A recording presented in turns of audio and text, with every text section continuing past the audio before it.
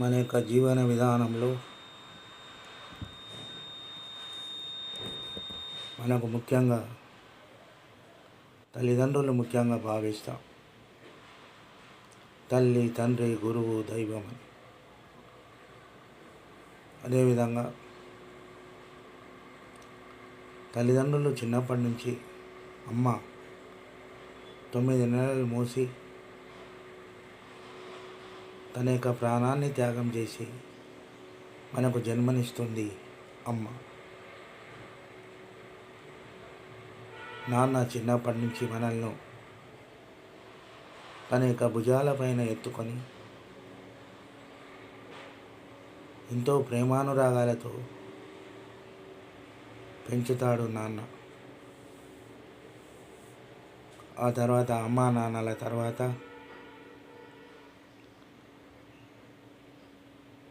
మనల్ని పాఠశాలలో జాయిన్ చేయడం జరుగుతుంది. అక్కడ గురువులు మనకు ప్రత్యక్ష దైవాలు. అంటే ఈ లోకంలో మనకు ముఖ్యంగా తల్లి, తండ్రి, గురువు, దైవం అని. అంటే ముఖ్యంగా చెప్పుకునేటటువంటి వాళ్ళలో తల్లిదండ్రులు ప్రత్యక్ష దైవాలు, ఆ తర్వాత గురువు, ఆ తర్వాత దైవం. అంటే భగవంతుడు మనకు ఆయనే చెప్తాడు స్వయంగా, నాన్న మీరు నన్ను పూజించవలసిన అవసరం లేదు, మీ యొక్క తల్లిదండ్రుల మాట వినండి. మీ యొక్క తల్లిదండ్రుల మాటను విన్నట్లయితే నన్ను మీరు మొక్కినట్టే లెక్క. అంతేగాని నా దగ్గరికి రావాల్సిన అవసరం లేదు. మీ అమ్మా నాన్నలే నేను. నా యొక్క రూపం మీ అమ్మా నాన్నల లోపలనే ఉంటుంది. వెంకటేశ్వర స్వామి చెప్పడు, తిరుపతి రండి రండి అని పిలువడు. షిరిడి సాయిబాబా చెప్పడు, నా దగ్గరికి రండి రండి అని సాయిబాబా చెప్పడు. ఎవరు చెప్పినా ఒకటి, మీ అమ్మా నాన్నలే మీకు ప్రత్యక్ష దైవాలు. మీ అమ్మా నాన్నలే మీకు సర్వం. వాళ్ళ యొక్క మాటను పెడచెవిన పెట్టకుండా మంచిగా విని వాళ్ళ యొక్క మాటలను ఏనాడైతే మీరు గౌరవిస్తారో మీ యొక్క జీవితం అనేటటువంటిది ఎన్నో విజయాలను సాధిస్తుందని తెలియజెప్పారు భగవంతుడు. మనం అనుకుంటాం, భగవంతుని నేను దగ్గర నుంచి చూశాను, భగవంతుని నేను చేతితో ముట్టుకున్నాను, నేను ఎన్నో పుణ్యక్షేత్రాలు తిరిగాను అని అనుకుంటాం. కానీ తల్లిదండ్రుల మాట విననటువంటి వాళ్ళు ఎన్ని పుణ్యక్షేత్రాలు తిరిగితే ఏమి లాభం? అదేవిధంగా తల్లిదండ్రులను గౌరవించినటువంటి వాళ్ళు ఎంత శివుణ్ణి కానీ, సాయిబాబాని కానీ, వెంకటేశ్వర స్వామిని కానీ చేయితో తాకితే ఏమి లాభం? భగవంతుడే చెప్తున్నాడు, తల్లిదండ్రులే నీకు మూలాధారం అని. అలాంటప్పుడు నువ్వెన్ని చేసినా కూడా వ్యర్థం. తల్లిదండ్రులను ఏనాడు బాధ పెట్టకు. తల్లిదండ్రులను ఏనాడు కన్నీటికి గురి చేయకు. ఎందుకోసమంటే తల్లిదండ్రులు నీ యొక్క మంచిని ఉద్దేశించే చెప్తారు. తల్లిదండ్రులు నీవు బాధపడవద్దని, ఎల్లప్పుడూ సుఖంగా ఉండాలని వాళ్ళు చెప్తారు. అంతేగాని నువ్వు బాధపడాలను,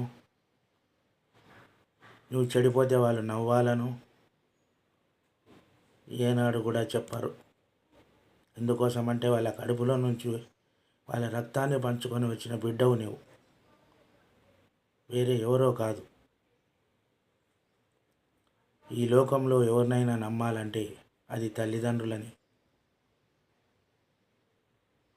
ఈ లోకంలో ఎవరిని నమ్మకున్నా సరే కానీ తల్లిదండ్రులను నమ్ము. వాళ్ళ యొక్క ఆశీర్వాదాలు తీసుకో. నీ యొక్క జీవితం అనేటటువంటిది ఎప్పుడు పూల పాన్పే. మనం సమాజంలో చూస్తూ ఉంటాం, తల్లిదండ్రుల మాట వినకుండా వాళ్ళ మాట పెడచెవిన పెట్టి బయట తిరిగేటటువంటి వాళ్ళ పరిస్థితి ఎంత దారుణంగా ఉంటుందో తెలియదు. అదేవిధంగా ఈనాటి కాలంలో పిల్లలు చదువుకోమని పంపిస్తే, ఉద్యోగాలకు పంపిస్తే మరి తల్లిదండ్రుల భావాలను మర్చిపోయి ప్రేమ పేరుతో మోసపోతున్నారు. ప్రేమ పేరుతో మోసపోయి వాళ్ళ యొక్క జీవితాలను వ్యర్థం చేసుకుంటున్నారు. చిన్న వయసులో ప్రేమ ఏంటి?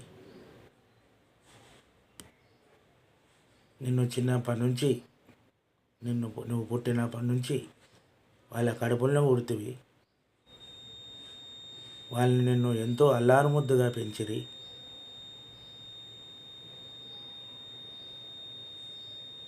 అదేవిధంగా వాళ్ళు తినక నీ కోసం ఎన్నో కష్టాలు పడి నిన్ను పెంచి పెద్ద చేసి ఒక ఉద్యోగం వరకు తీసుకొచ్చిన తర్వాత ఎవరినో అనామకుని వచ్చి నేను ప్రేమించినానంటే అది ఏంది?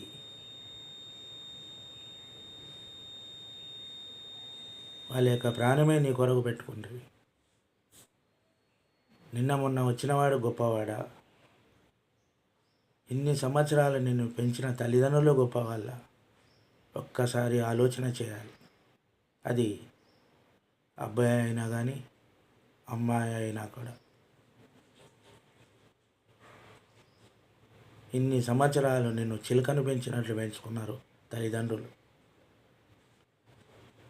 ఎవరో ఇప్పుడొచ్చి నిన్ను ప్రేమిస్తున్నానంటే తల్లిదండ్రుల మాట విని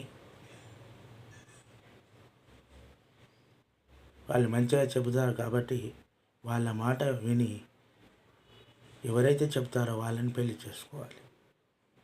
అంతేగాని ఎవడో ఈరోజు వచ్చి నిన్ను ప్రేమిస్తున్నానని చెప్పి పెళ్లి చేసుకొని నిన్ను కష్టాల పాలు చేస్తే ఎవరు బాధ్యత?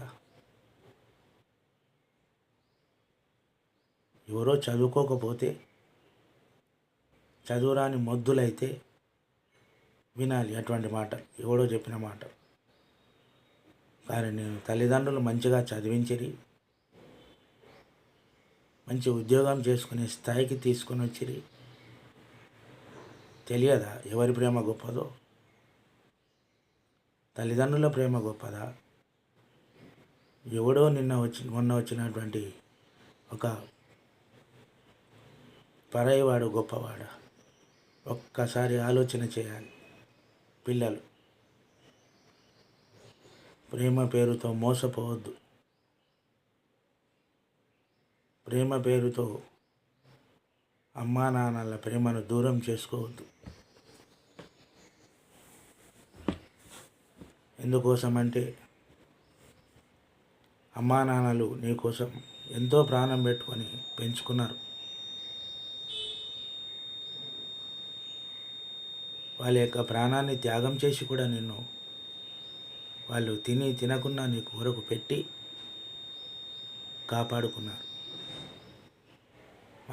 అలాంటి తల్లిదండ్రులను నువ్వు ఈరోజు కాదని ఎలా, ఏ ధైర్యంతో నీ చెప్తున్నావు మాట?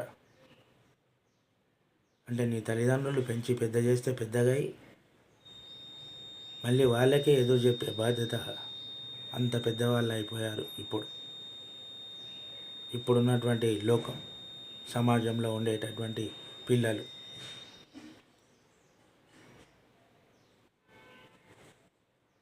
అందుకోసం గురువులు చెప్పినటువంటి మాటలు మీకు ఒకసారి గుర్తుకు రావాలి. చిన్నప్పుడు ఏమేమి చెప్పారు, తల్లిదండ్రులు కూడా చెప్తుంటారు మీకు ఏ విధంగా ఉండాలి, ఎట్లా ఉండాలి. ఏ విధంగా పెరగాలి, సమాజంలో బయటికి వెళ్తే ఏ విధంగా ఉండాలి అనేది. అంతేగాని తల్లిదండ్రులు నీ మంచిని కోరేటటువంటి వాళ్ళు. ఈ లోకంలో ఎవరైనా ఊరికే విషయాలు చెప్పొచ్చు, కానీ తల్లిదండ్రులు స్వచ్ఛమైనటువంటి మనస్సు కలిగినటువంటి వాళ్ళు.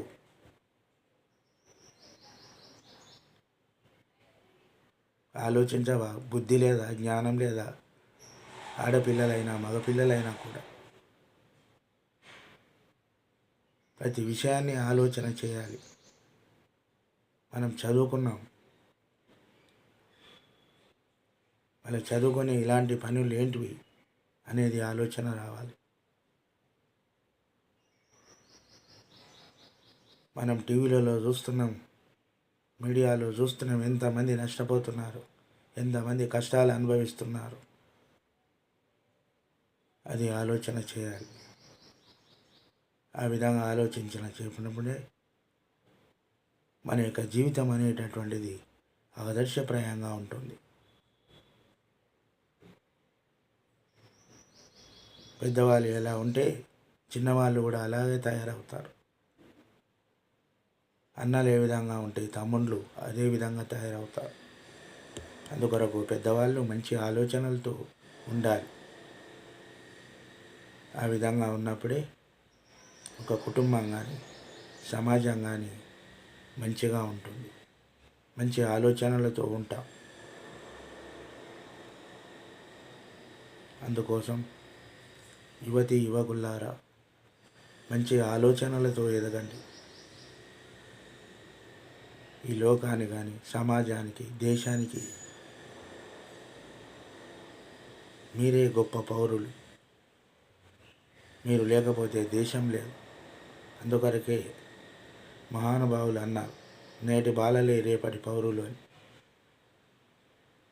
అంటే ఈరోజు చిన్నగా ఉన్నప్పటి నుంచి మీరు పెద్దగా అయిన తర్వాత మంచి మంచి ఆలోచనలు కలిగి మీరే దేశానికి ఒక మంచి పౌరుడు అవుతారు. మీరే దేశానికి ఒక గొప్ప ప్రధానమంత్రి కావచ్చు, మంచి మంచి ఆఫీసర్లు కావచ్చు, మంచి మంచి ఇంజనీర్లు కావచ్చు. అందుకోసం మొదటి నుంచి కూడా మంచి క్రమశిక్షణను కలిగి ఉండాలి. మంచి బాధ్యతాయుతంగా నడుచుకోవాలి. ముఖ్యంగా చెప్పే సందేశం ఏంటంటే, తల్లిదండ్రుల యొక్క మాటలను వినండి. వాళ్ళ మాటను ఎప్పుడు కూడా జవదాటవద్దు. అదేవిధంగా గురువు చెప్పిన మాటలు వినండి. జీవితంలో ఏనాడు చెడిపోరు. పెద్దలు చెప్పిన మాటలు వినాలి. లోకంలో ఎప్పటికీ మంచిగా కీర్తింపబడతారు. అందుకోసం మనం సమాజం బాగుండాలన్నా, లోకం బాగుండాలన్నా మనం మంచిగా ఉండాలి. మన క్రమశిక్షణనే మనల్ని మంచిగా నిలబెడుతుంది. మన క్రమశిక్షణనే మన ఆయుధం. వస్తుండే ఎన్నో కష్టాలు బాధలు వస్తాయి, ఐ డోంట్ కేర్ అని అనేసేయాలి. మనం మంచి పద్ధతిలో నడుచుకోవాలి. మంచి క్రమశిక్షణగా ఉంటే ఎన్ని కష్టాలు వచ్చినా బాధలు వచ్చినా తొలగిపోతాయి. ఇది ఈనాడు మీకు ఇచ్చేటటువంటి సందేశం.